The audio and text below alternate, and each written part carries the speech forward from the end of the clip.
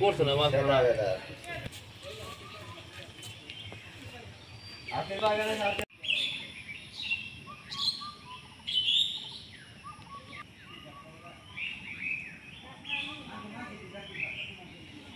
ভাই এটা স্পিড আসলে আমি কালকে আগের দিন মাল করছিলাম 10 কেজ, স্পিড কেন আসলে 6 কেজ, সাদা পানি দিয়ে আসলাম 30 কেজ, তারপরে আপনার সিগারেট স্টার সিগারেট পেয়ে আসলে 12,000 টাকা, টোটাল আমার এবার 70,000 টাকার মতো মাল ক্ষতি করছে হাত থেকে।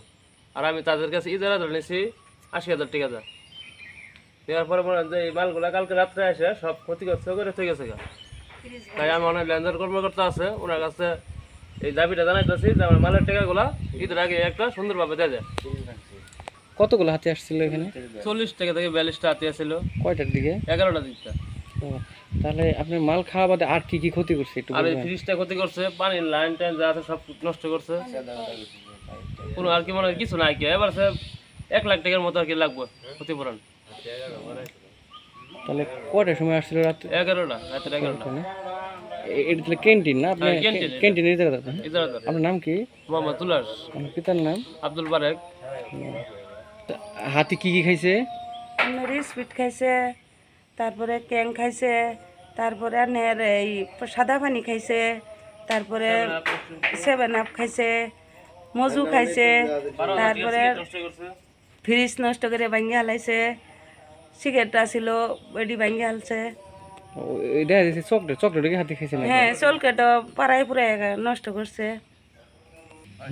আপনারে হাতি তো প্রতি রাত্রে আসে, আসার পরে মনে করেন এক ঘর বাড়ি নষ্ট করতেছে।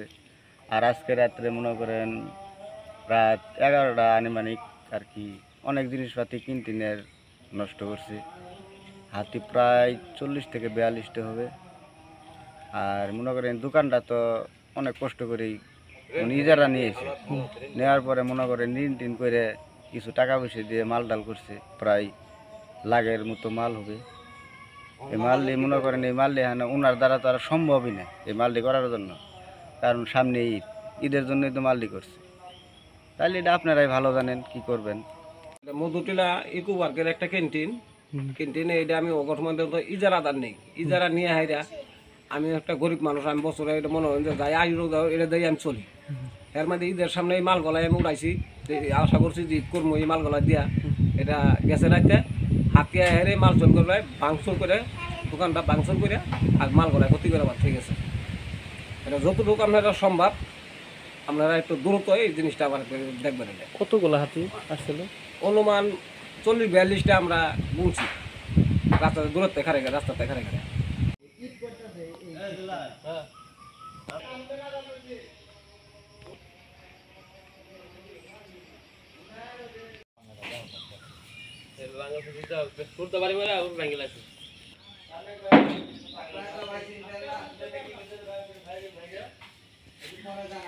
রাত্রে জাঙ্গাই শব্দ করে আমাকে লাইলো দেন ও আলে করে।